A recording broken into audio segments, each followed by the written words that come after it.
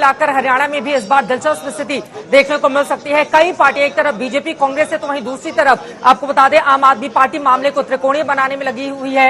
इनेलो के अपने अलग दावे हैं और यहां पर अब स्थिति किसकी तरफ रुख करेगी ये देखना महत्वपूर्ण रहेगा और जेजेपी के मुखिया का इस बार क्या होगा ये भी बड़ा सवाल बना हुआ है। हमारे साथ तमाम हमारे सहयोगी जुड़े हुए हैं। मीर फरीद हमारे साथ इस वक्त श्रीनगर से जुड़ चुके हैं। मीर, सीधे आपके पास आते हुए सुबह की आबोहवा क्या बता रही है वहां की, क्योंकि फिजा में ये घुली हुई जो ठंड है उसको लेकर नेशनल कॉन्फ्रेंस और कांग्रेस पार्टी काफी ज्यादा आश्वस्त दिखने की कोशिश कर रहे हैं एग्जिट पोल के आंकड़े सामने आने के बाद।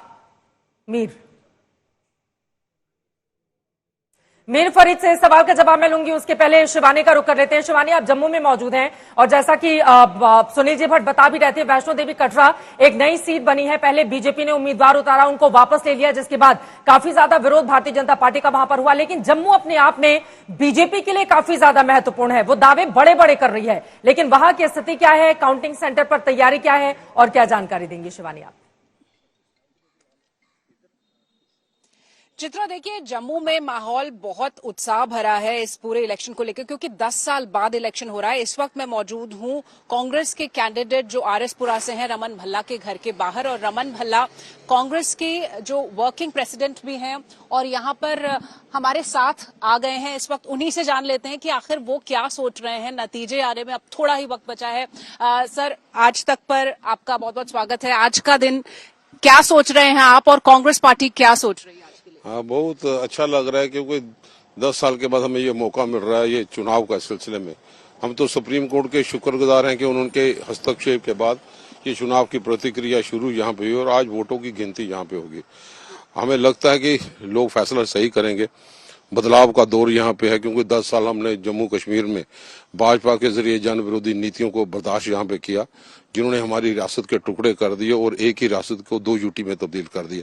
हिंदुस्तान में ऐसी कहीं भी मिसाल यहाँ पे। एग्जिट पोल है, वो कह रहे हैं कि हंग असेंबली होगी किसी एक पार्टी को जम्मू कश्मीर में। आप एग्जिट पोल को छोड़ दिए, आप एग्जैक्ट पोल को देखना कि जम्मू कश्मीर में गठबंधन की सरकार बनने के लिए जा रही है और यह जरूर दर्शाता है कि भाजपा प्रॉक्सी गवर्नमेंट चलाना चाहती है।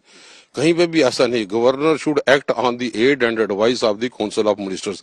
ये 5 आदमियों को नामजद यहाँ पे कर रहे हैं ताकि कहीं ना कहीं उनका सहारा लिया जाए और सरकार बनाने में दिक्कत आ पाए। हमें लगता है कि कॉन्स्टिट्यूशनल क्राइसिस ये क्रिएट करेंगे और यही बात राहुल जी ने कहा, लोकतंत्र बचाना है और कॉन्स्टिट्यूशन बचाने की बातें यहाँ पे हैं। हम तो उसी लाइन पर चल रहे हैं। महात्मा गांधी की सोच पे और कॉन्स्टिट्यूशन बचाने की बात है। जो सरकार बने वो रिकमेंड करे तो गवर्नर साहब उसका सही मायनों में उसकी पावर का अपना इस्तेमाल करे। ऐसा प्रेरोगेटिव प्रेसिडेंट साहब के नहीं है, लेकिन जम्मू कश्मीर में ये टेस्टिंग लेबोरेटरी समझ के रखा है भाजपा ने।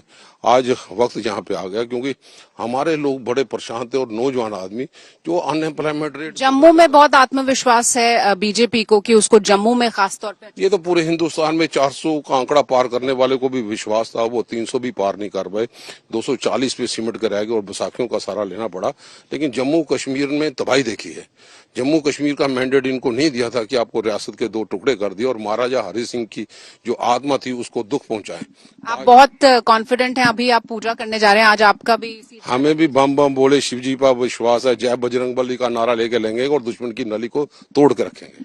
तो चित्रा और अंजना, आप देखिए कि आत्मविश्वास बीजेपी में भी है और आत्मविश्वास कांग्रेस में भी है। रमन भल्ला जी जो खुद आरएसपुरा की सीट से लड़े हैं और वर्किंग प्रेसिडेंट हैं कांग्रेस के जम्मू में, वो ये कह रहे हैं कि दावे भले ही बीजेपी कर रही हो लेकिन अब नतीजे आने वाले हैं और अब पूजा पाठ करने जा रहे हैं। तो लगातार ये जो दावे हैं हर पार्टी की तरफ से आए हैं। जम्मू कश्मीर की अगर मैं बात करूं तो बीजेपी, कांग्रेस और पीडीपी सभी दावा कर रहे हैं कि उन्हें जनता का विश्वास मिलेगा और आगे भी हम इसी तरह बातचीत करते रहेंगे रमन जी से। आइए आपको सीधे लिए चलते एक बार हरियाणा, जिसके बाद मीर फरीद के पास चलेंगे। जम्मू कश्मीर भी कंवलजीत हमारे साथ जुड़ी हुई है और कुरुक्षेत्र में आप इस वक्त मौजूद है। लाडवा सीट से नायब सिंह सैनी का उतरना, मतलब एक ऐसे मुख्यमंत्री रहे जिन्होंने ज्यादा वक्त कोड ऑफ कंडक्ट के साथ बिताया, लेकिन अभी भी यहाँ पर बीजेपी की जब चर्चा होती है सब लोग मनोहर लाल को याद करते हैं, क्योंकि चुनाव के एन पहले, लोकसभा चुनाव के पहले उनको यहाँ पर सत्ता सौंप दी गई थी। आज अगर आप उनके घर के बाहर हैं, क्या नजारा है?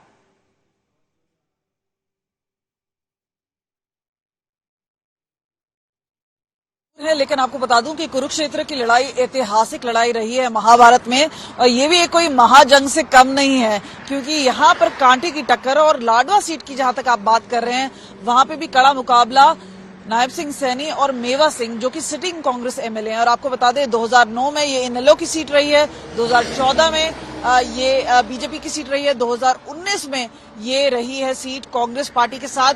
तो एक बार फिर एक तरह का गैम्बल किया जा रहा है, क्योंकि ये अपनी इनकी परंपरागत सीट नहीं है, वो नारायणगढ़ थी, वहां से हटके वो यहाँ पर आए हैं। उससे पहले वो करनाल बाईपोल में थे, यानी काफी कुछ फेरबदल हुआ है। लेकिन असली चुनौती यह है कि 10 साल की एंटी इनकम्बेंसी है। अब ये बताइए कि पूरे इस समीकरण में जेजेपी के साथ पहले तो इनका डिवोर्स हो गया, उसके साथ साथ में चेहरा भी बदल दिया गया, तो काफी हद तक जिम्मेदारी है वो नायब सिंह सैनी के कंधे पे डाल दी गई है। लेकिन इस बार चुनौती काफी कड़ी है। यहाँ पे जवान है, पहलवान है, किसान है, हर किसी की कोई ना कोई नाराजगी सरकार से रही है। वहां पे एक नए चेहरे को लाकर एक तरह का गैम्बल जरूर किया गया। लेकिन अब क्योंकि जनता ने वोट डाल दिया है, आज तय हो जाएगा कि कौन कितना पानी में है। 46 हाफवे मार्क है, उसको कौन ब्रीच करता है। आपको पहले बता दें कि जब पहले नंबर्स आए थे 2019 में, तो बीजेपी के पास 40 थे, 10 जेजेपी के पास थे और 31 थे कांग्रेस के पास। लेकिन इस बार जो एग्जिट पोल्स भी दावे कर रही है कि कहीं ना कहीं पूरा एक बहुमत से कांग्रेस की सरकार आएगी, और एक कॉन्फिडेंस लेवल कांग्रेस कैंप में नजर जरूर आ रहा है। दूसरी ओर भाजपा है, वो भी कोशिश कर रही है कि कहीं ना कहीं एक नए चेहरे को लाकर उन्होंने निगेट किए हैं काफी सारी चीजें।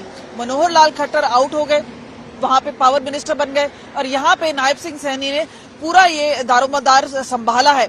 लेकिन असली बात यही है कौन क्या आता है, और क्या छोटी पार्टीज हैं, चाहे आम आदमी पार्टी हो, इनेलो हो, जेजेपी हो, ये सारी क्या किंग मेकर्स बन सकती हैं। तो हर ना कोई अपना स्टेक देख रहा है। आपको बता दें यहाँ पे 93 पोलिंग सेंटर्स बनाए गए हैं, काउंटिंग सेंटर्स बनाए गए हैं, और वहां पर कड़ी सुरक्षा की गई है। 30,000 सेंट्रल आर्म पुलिस फोर्स यानी पैरामिलिट्री के जवान लगाए गए हैं। इसके अतिरिक्त 12,000 हरियाणा पुलिस के जवान वहां पे लगाए गए हैं। तो कड़ी सुरक्षा के बीच में ये काउंटिंग होगी। लेकिन इस काउंटिंग में भी हम आपको बता दें कांटे की टक्कर है, चाहे कुरुक्षेत्र हो, चाहे रोहतक हो, चाहे दूसरी कॉन्स्टिट्यूएंसीज हो, और हर कोई देख रहा है कि वो एक मजबूत दावेदार जरूर सामने आए। काउंटिंग के लिए काउंटडाउन शुरू हो गया है, और अपने दर्शकों को ये याद दिलाते हुए कि अब लगभग 1.5 घंटे का ही इंतजार है, जिसके बाद पहले रुझान आने शुरू हो जाएंगे, और उसके बाद तस्वीरें साफ होनी शुरू हो जाएंगी कि किसकी बनने जा रही है इन राज्यों में सरकार।